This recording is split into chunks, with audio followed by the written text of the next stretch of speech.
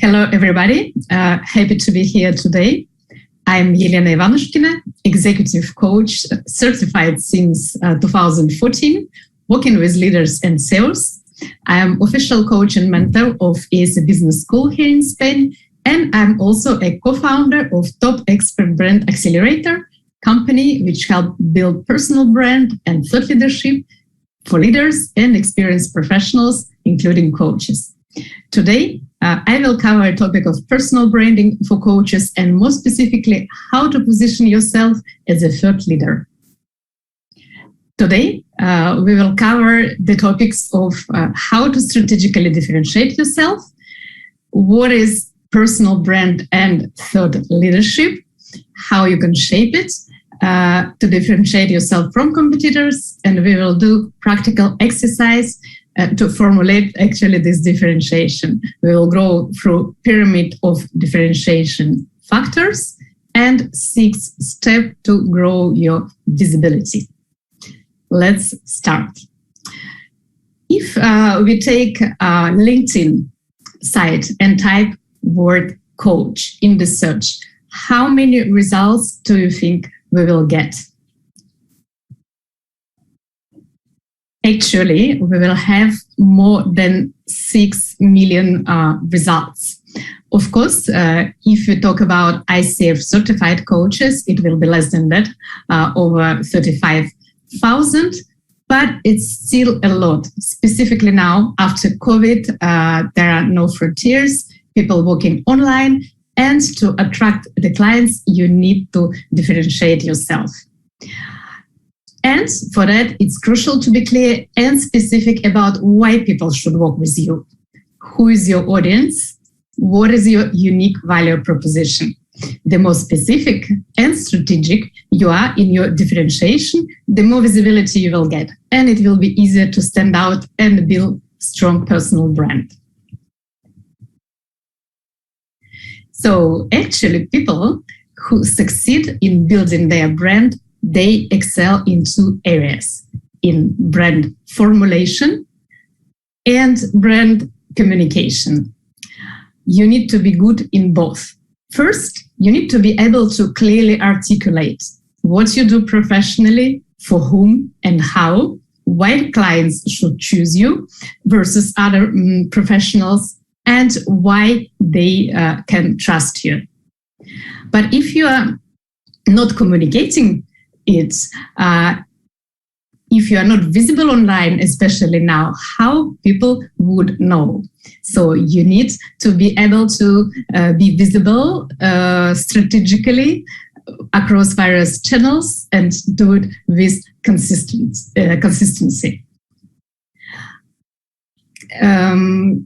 Sometimes people are good in formulating, but not in communicating.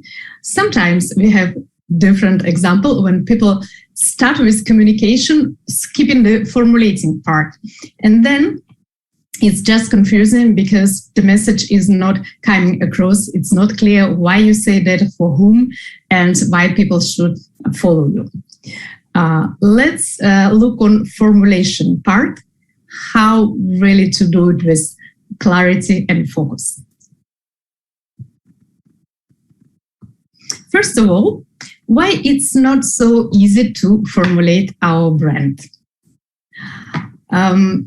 What is actually the problem? Just to put down clear and concise message about what you do, for whom, how, and why, and how you do it differently from your competition. And you need to answer the question of clients, why they should choose you, what is your unique value proposition. So main difficulties are that we have expertise and interests in various fields. Sometimes we have over 20 years of career behind us, and we've done so many things. For example, if I talk about myself, I have a legal degree. I worked in procurement field and in HR, in corporate world, in different sectors, FMCG and IT. Then I became a coach. I worked in different countries. So how to package all that in a simple and clear formula of a brand? Another difficulty, if you work for the company, how to differentiate your brand formulation and your job title, because it's not the same. Brand includes more of your personality, your strengths, your mission, your vision. So it's not easy. Then someone might find themselves in the situation of a transition. How to choose between what is now, where you're now, and whom you want to become, where you want to go, but maybe you don't have experience yet in this field. Typically, it happens with coaches who are transition from corporate career, for example, into coaching. So you can't build your brand only on the past, but your coaching experience is very little. You're starting, so it's difficult to focus solely on that. So this is the challenge. Another difficulty might be that you combine two expertise. For example, you are working in the company as HR or procurement director and a coach, and you have those two professional identities, how to combine them. And what happened then when we look to ourselves from inside, like in the person in the jar, we see all those things chaotically without understanding yourself. You start communicate, and others will understand you in a different way, because from outside they see the label on the jar which you don't see. Therefore, you need to approach it strategically. And let's see the difference between spontaneous and strategic approach. So we can imagine coaches and other professionals with whom I discuss, they would often think, I will do my job well, I will focus on becoming a better coach, and somehow others will know me and understand exactly what I do and why they need to come to me. Actually, if we talk about spontaneous brand, there is no differentiation idea.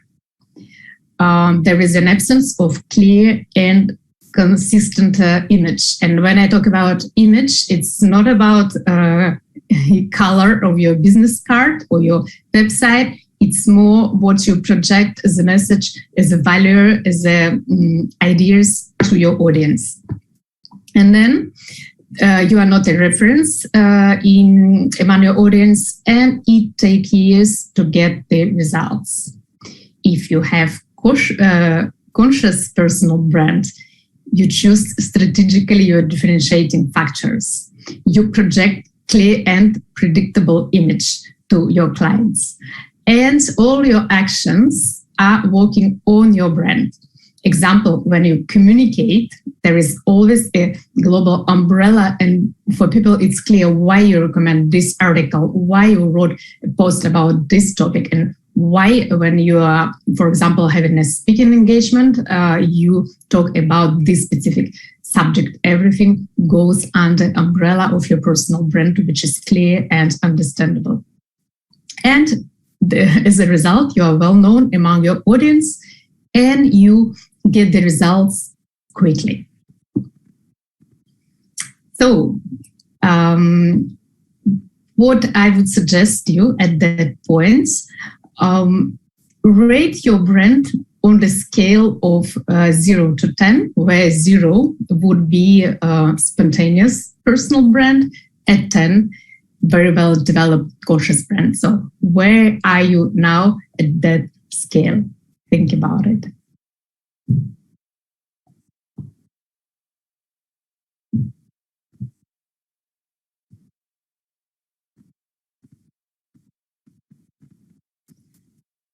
So now let's understand in more details what is personal brand and thought leadership.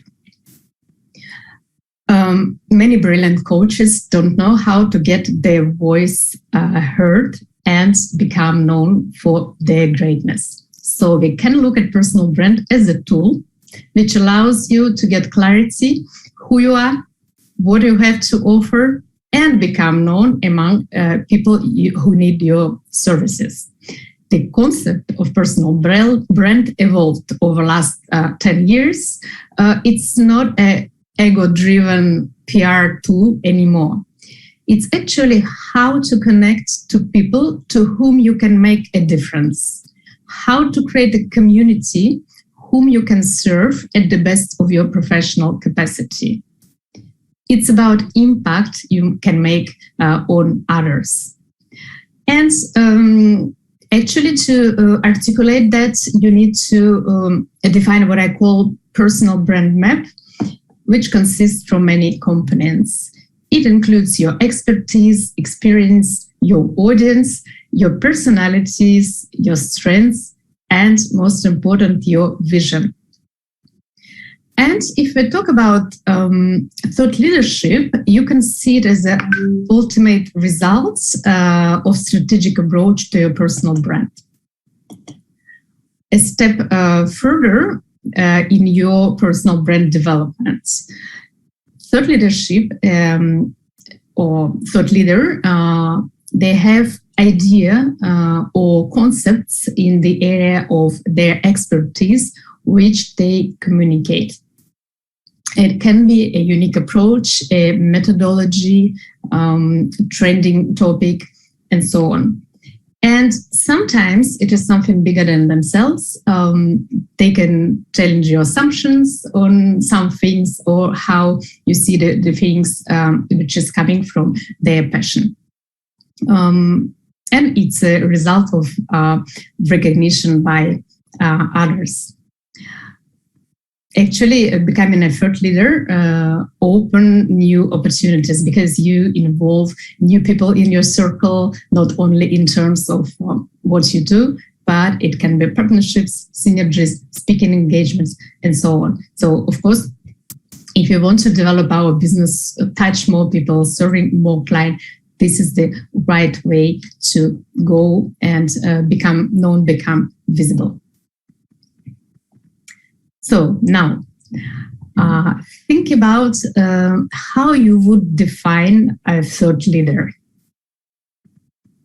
And whom do you consider thought leader? Think about examples which coming to your mind. Maybe overall or specifically in the coaching field.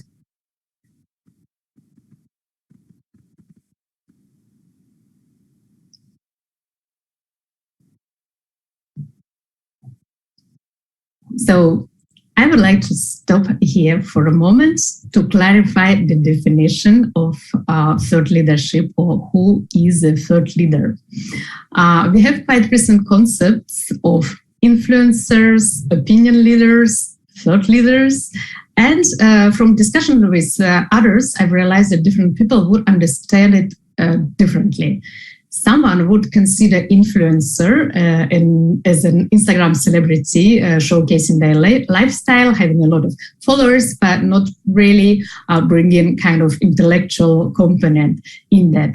But for someone, influencer would be equal to thought leader.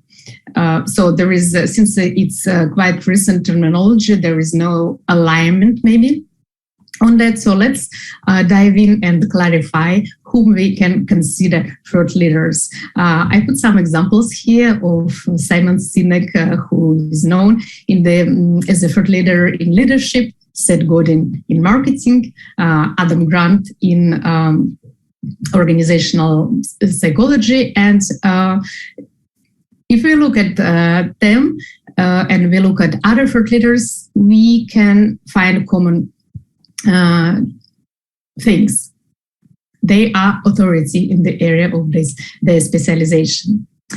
They let their opinion to be known and they help people to change their perspective on topic of their expertise.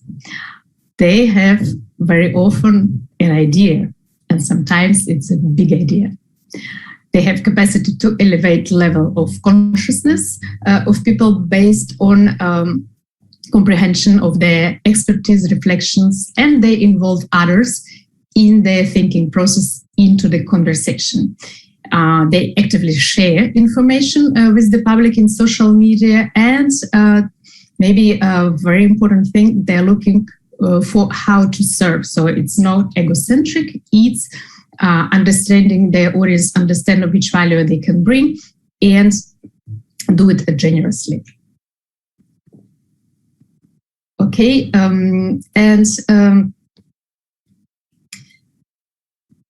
if you are a coach, for example, in leadership field, you might think, what is the big idea that I can bring? Sometimes it can be on cross-section of some concepts, or sharing your vision, what would be the leader of the future, where the trends going and how the world would be different if we have more of those leaders. Hope it helps to better understand what thought leadership is, and maybe it sounds complex, but good news is that you can get to this place, and I see those results if you go progressively and step by step with a strategic approach in mind. So let's look how.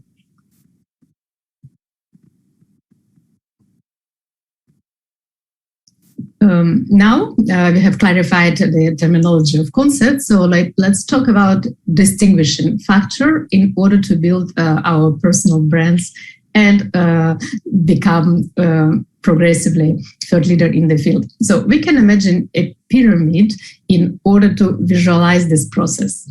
And the basis of this pyramid is our expertise. Expertise includes knowledge and experience we acquire along our professional path, and our education. And as a rule, this space is very large. And if we try to formulate our brand based on that, it will be difficult to describe it because it will be a lot of things.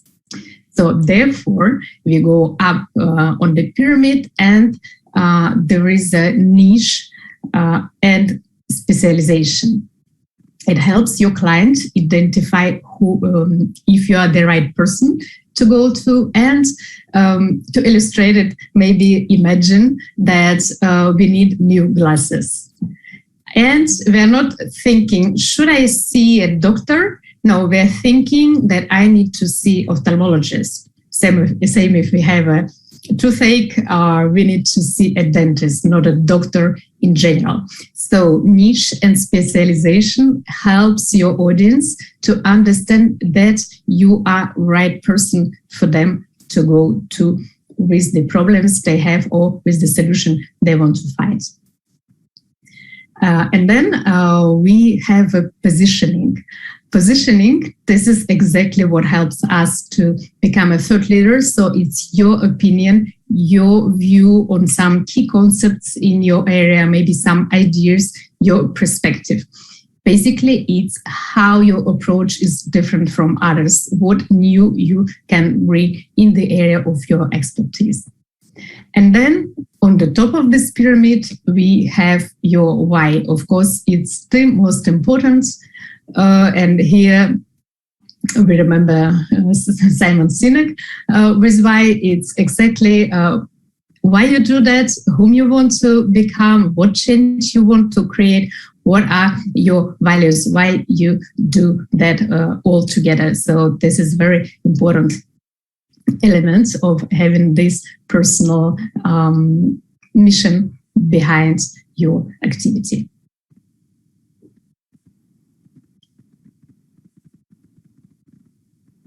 So now let's go into details and see practically how you can describe those differentiation factors of the pyramid: niche, specialization, and positioning. Let's start with the bottom, with the niche. So we can define a niche as a share of market. So think clearly which niche are you in. It can be, for example, executive coaching. It can be business coaching, career coaching, if you define yourself in a niche of coaching. You might look at it from different angle. If you work, for example, in leadership development and you provide training, you do something else, and then you do coaching. So your niche would be leadership development, and then you have those tools inside it. So you can enter by various angles to the niche. What I see as typical mistakes when formulating the niche. First, it can be several not related niche. For example, one LinkedIn title is saying that I'm a life coach, business coach, and marketing specialist. So actually, when we look at it, it's too many things. And so the potential clients would be confused. And actually, it's coming from fear that this person maybe have this fear of losing potential clients. So if I don't put that all, people won't come to me. However, in reality, it's the opposite. If you try to serve everybody, it's become commodity. So the more specific and precise you are in your niche, the easily people would identify you as a to-go specialist. Then it can be niche which is too broad. For example, business coach is huge. So then it needs to be narrowed down to, for example, business coach for family enterprise or business coach for startups. Then it defines you very clearly in this niche. There might be opposite problem, that niche is too narrow. For example, coaches for purchasing departments. I saw many of them because I'm coming from purchasing, and a lot of colleagues, they went to this coaching path as well, and naturally their specialization or their niche for purchasing people, because they understand this world better, but it's quite narrow. So you might think expanding it to coaching for people in operation field. Let me give you another example. When I started my coaching career, I identified the niche of expatriates, and I actually quickly realized that it was too narrow. I'm not saying that it's not worth trying this niche, and I saw some coaches who succeeded in that, but in my case, in the context I had at that time, it didn't work. And it's not maybe a problem, because that's how you define your niche. You do some trials and errors, and you see the outcome, and then you adjust. In this particular expatriate niche, being expatriate, it's not a problem as such. And when I talked to HR directors, they didn't see why they need to hire a coach for expatriates. So I expand my niche to leadership development, and then I would have onboarding, cross-cultural communication, building a new team, all that inside this niche, and then it became easier to actually find the clients. So I would suggest you to take a few moments now and put down how you formulate your niche. Which niche are you working in?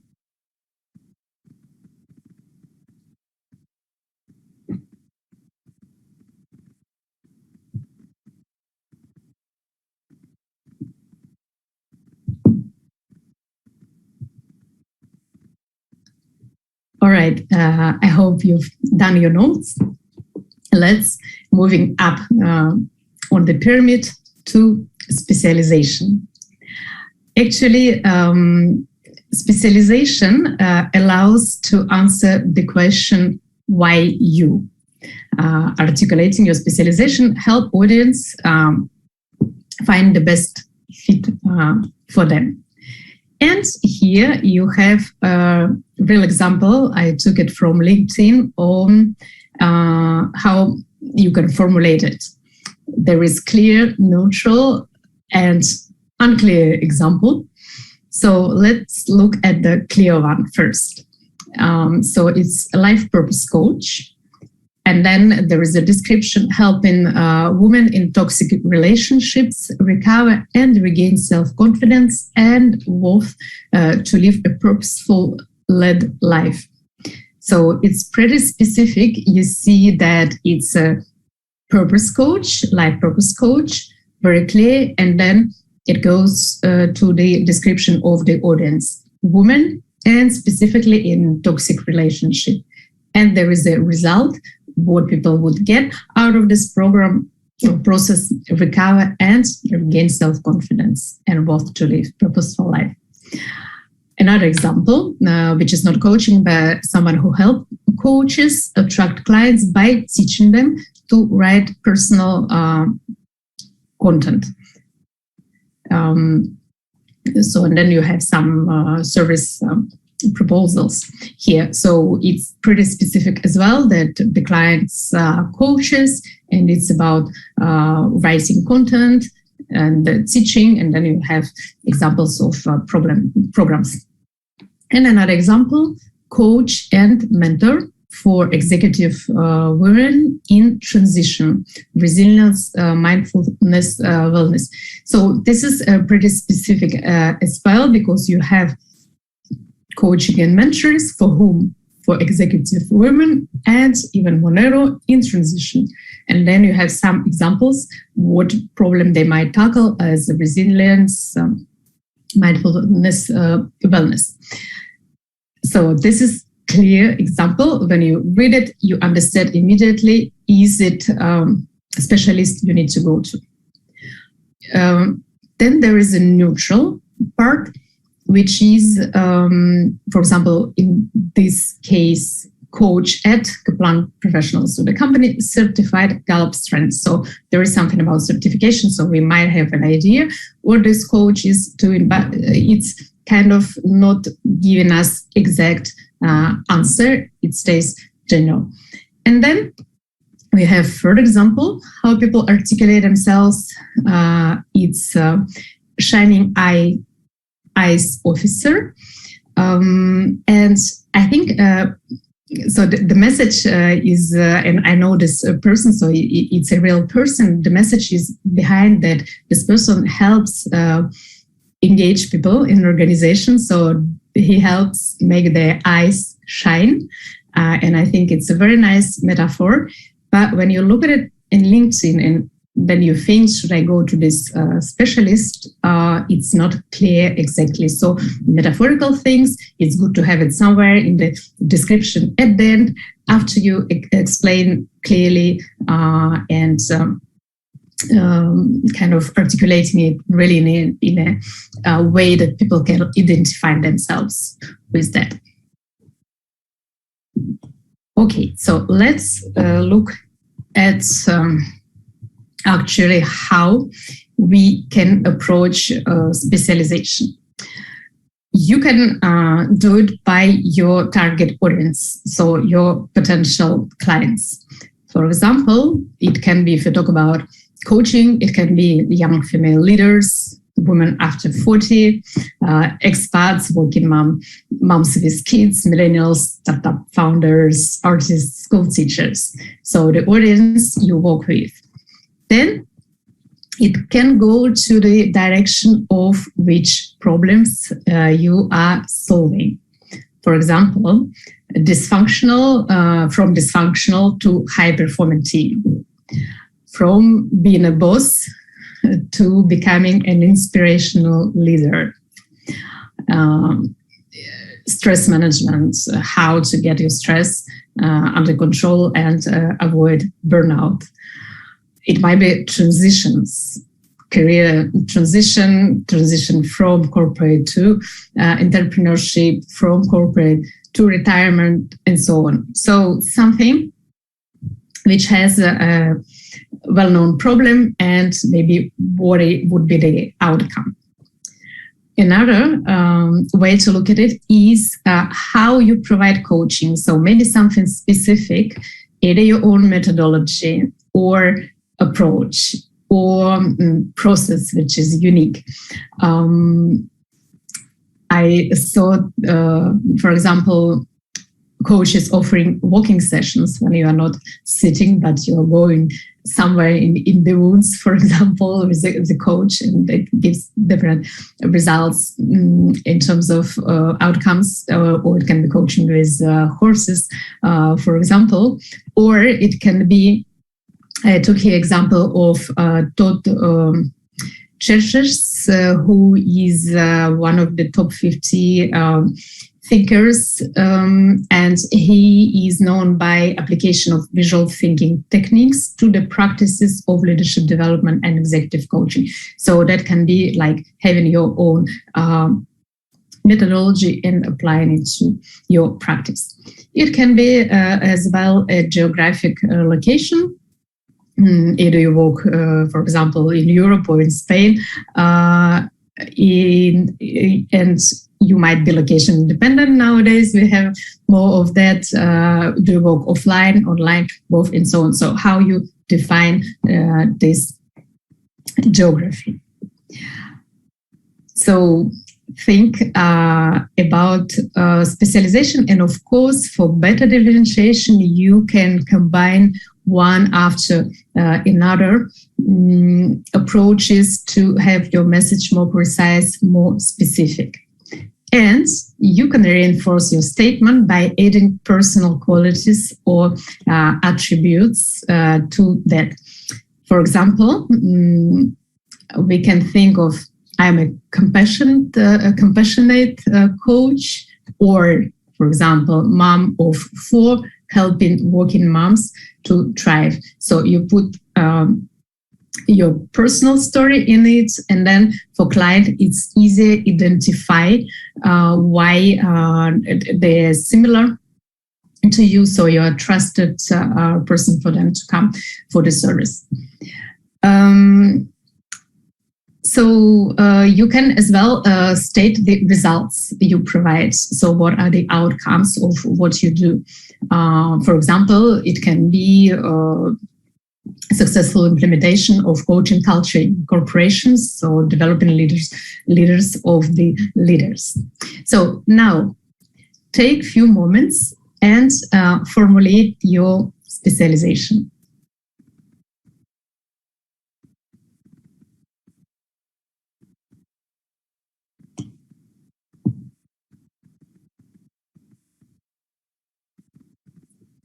And I suggest you to check after you formulate it, look at it and ask yourself a question. Are you passionate about this area? And if not, how you can reformulate to get the inspiration of your specialization.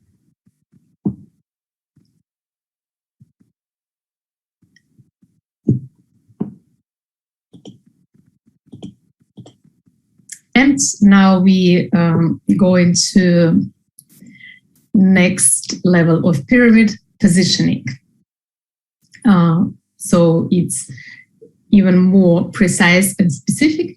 And look at positioning as a great tool to distinguish yourself from competitors, because still among people with same niche and similar specialization, there will be a big choice of services. So find your positioning. What does it mean? Think about personal definitions of key concepts in the area of your expertise. What are maybe the hot issues, controversial topics, trends? Try to come up with your own thoughts about that and position yourself versus this problem or versus this issue. You can think about maybe some complex problems. Think what your audience audience is waiting to be answered. This is true that we are all tired of big amount of information. So people would maybe look answers for specific questions. We know, for example, that we have a lot of changes post-COVID, and a lot of old concepts are changing. How we work, what does it mean to work productively remotely, how to consider nowadays work-life balance, what does it mean? A lot of things changing. So if you're working in these areas, think how to formulate your own perspective or your own vision on that. Another thing, and here we're clearly talking about thought leadership, define your big idea. Of course, it's not something you can do instantly, but start thinking about it. And the bigger is the idea, the more it's inspiring and the more people you can involve in the discussion and in engaging them in the dialogue. So if we think about like issues, what is emerging, what are the trends, what are actual situation, look for maybe 5-10 statements you can come up with. I put some examples here from Thinkers 50 Awards. One is focusing on intersection of executive leadership and post-COVID well-being by Alison Meister. Or explore the field of visionary leadership, how leaders can use vision as the most powerful tool for overall personal and corporate success by Oleg Konoval. So it can be, as we see here in example, some intersections of concepts, because this is what is emerging, and then you can think what are your thoughts about that. Big idea, how to find it.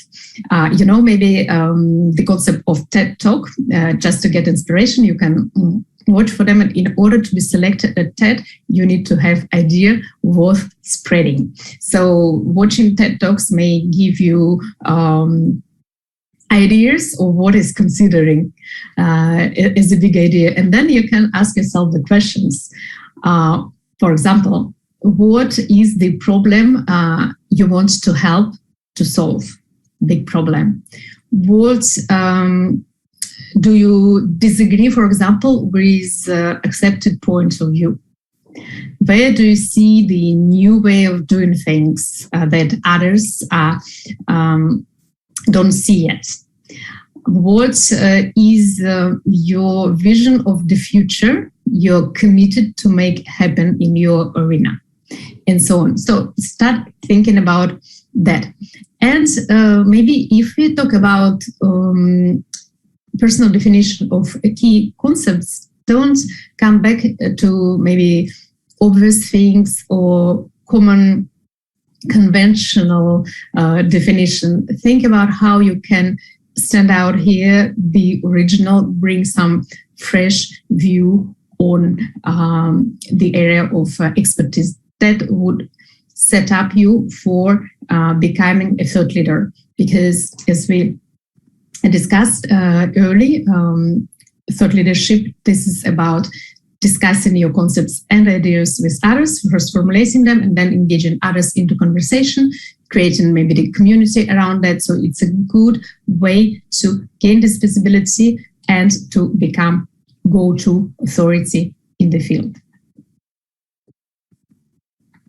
Okay, and so what are those challenges in positioning? Why it's difficult to tackle? First, people experience imposter syndrome. Who I am to come up with something new. Maybe I'm not good enough, not clever enough. Maybe I need to take another training to get more knowledge and experience to talk about it. This is the first one.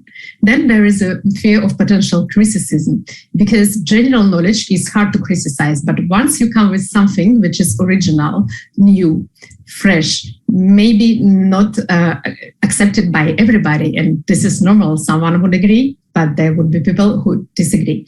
So there is a fear of that behind. Then it can be a difficulty still to formulate your personal brand and unique value proposition. That's what we've discussed before. When you're not clear about that, this is difficult for you to find the area where you position yourself, because it starts from your niche specialization, and then you come to positioning. And another maybe challenge is when you work for the company. This is the consistency with company PR and strategy. I see people who have their opinion about certain topic, but they don't know how company would accept that if they communicate, which might be different from the company vision. So here, of course, you need to be in the constant dialogue and take on board people around you in the company to get this alignment first, and then go and communicate. But so think if you are facing one of those challenges, and think how you can overcome them to move forward and start to be visible.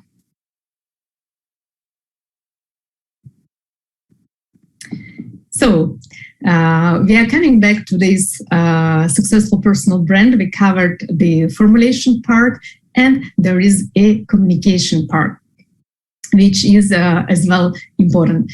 And this is actually the right moment. Once you're clear about your formulation, start communicating. Because otherwise, if you communicate without the clarity on formulation, then you just send the wrong message, and your audience, they might be confused. So actually, let's look at specific steps to do to come to these points. We call it 6 steps to grow your visibility and build personal brand. It's called Uplift methodology. And Uplift, it's abbreviation for those 6 steps, which is uncover, promise, land, implement, focus, and take up. So we discussed uncover piece when you look inside yourself and you put all those parts of personal branding together. Then you package it for external audience. That's something we call elevator pitch. So when you have your niche, your specialization, your definition, your personal qualities, then you come with a statement which is understandable.